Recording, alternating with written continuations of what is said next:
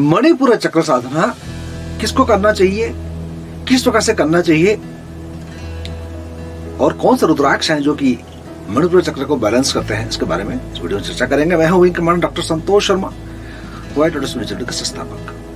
देखिए, मणिपुर चक्र जो है आपके नाभि के ऊपर, ये आपका जो अस्थि पिंजर है और ये नाभि है, इसके दोनों के बीच में इसको कहते हैं मणिपुर चक्र। यहाँ सन, जुपिटर, सूर्य और बृहस्पति, ये दोनों ग्रहों का राज होता है। आपका जठराग्नि, आपका खाने पीना हजम करने की शक्ति, मान सम्मान, विजडम, प्रमोशंस, प्रसिद्धि, समाज में आदर, ये सभी मणिपुर चक्र से आते हैं। यदि मणिपुर चक्र आपका अवरुद्ध हो, इसका मतलब यह है कि आपके चार्ट में सूर्य और बृहस्पति का कुछ इशू होना चाहिए। तो उनको ठीक करके, जैसे मैं बताता हूं कि 5 मुखी रुद्राक्ष बृहस्पति के लिए और 12 मुखी रुद्राक्ष सूर्य के लिए आप धारण करने के बाद में मणिपुर चक्र की साधना करेंगे तो ये चक्र बैलेंस होगा, समाज में आदर सम्मान होगा, विजडम की उसका उदय होगा। मणिपुर चक्र साधना आपको तभी करना चाहिए यदि आपके अंदर में स्ट्रेस और एंजाइटी को हैंडल करने की कैपेबिलिटी कम हो जाती है। तो आप छोटी छोटी चीजों में घबरा जाते हैं, छोटी छोटी चीजों में चिढ़ जाते हैं।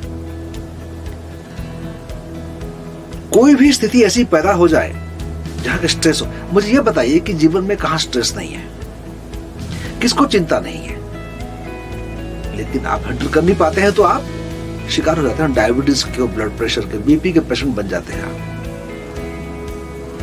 जब आप हैंडल नहीं कर पाते हैं स्ट्रेस को, तो जीवन में उन्नति आप करेंगे, आप ऊपर जाएंगे तो स्ट्रेस तो बढ़ेगा, क्योंकि जिम्मेदारी बढ़ेगी आपकी। ज्यादा बिजनेस है, बिजनेस बढ़ेगा। यदि आप ऑफिस में काम करते हैं, आपके अंडर में और सबऑर्डिनेट आ जाएंगे, जो मैनेजमेंट है उनसे आपकी उम्मीदें और बढ़ जाएंगी।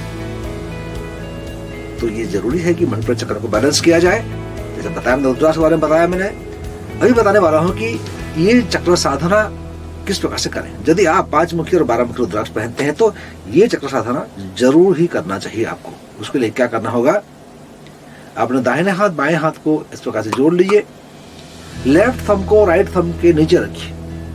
ये आपका लेफ्ट थंब है, राइट थंब के नीचे रखिए, क्योंकि लेफ्ट थंब, लेफ्ट हैंड, ये कनेक्टर होते हैं आपके सबकॉन्शियस माइंड से, अभिचेतन मस्तिष्क से कनेक्टेड होते हैं। तो ये आपको सहारा देता है। इस प्रकार से करके जो स्थान बताया था मणिपुर चक्र का, नाभि के ऊपर, अस्थि पिंजर के नीचे, रिबकेज के नीचे, वहां ध्यान को ले जाकर पीला रंग की, येलो रंग की कल्पना करनी चाहिए और उसका बीज मंत्र का इस प्रकार से उच्चारण करना चाहिए। बीज मंत्र है रम। सांस लेके पेट को फुलाएंगे, रम।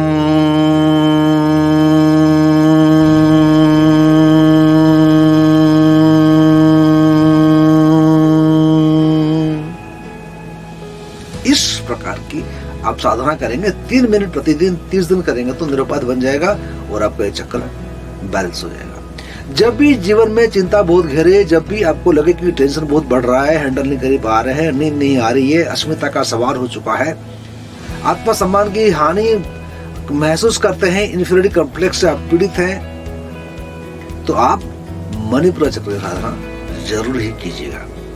अगली वीडियो में बात करने वाले हैं कि अनाहत चक्र की साधना किस प्रकार से करनी चाहिए, कौन सा रुद्राक्ष पहनने वालों को करना जरूरी है, इसके बारे में चर्चा करेंगे। आपने सब्सक्राइब नहीं किया तो सब्सक्राइब जरूर कर लीजिएगा। सब्सक्राइब करने के बाद में नीचे जो सेक्शन है वहां आप अपना सवाल कुछ दिए, जनरल क्वेश्चन हो रहा है एस्ट्रोलॉजी के बारे में, जपसूंस के बारे में, रुद्राक्ष के बारे में, तो वहां लिखिएगा, मैं आपको उत्तर दूंगा और हो सकता है कि मैं वीडियो बना के इस चैनल में अपलोड भी करूँ। अगली वीडियो का इंतजार कीजिएगा। नमस्कार, जय हिंद।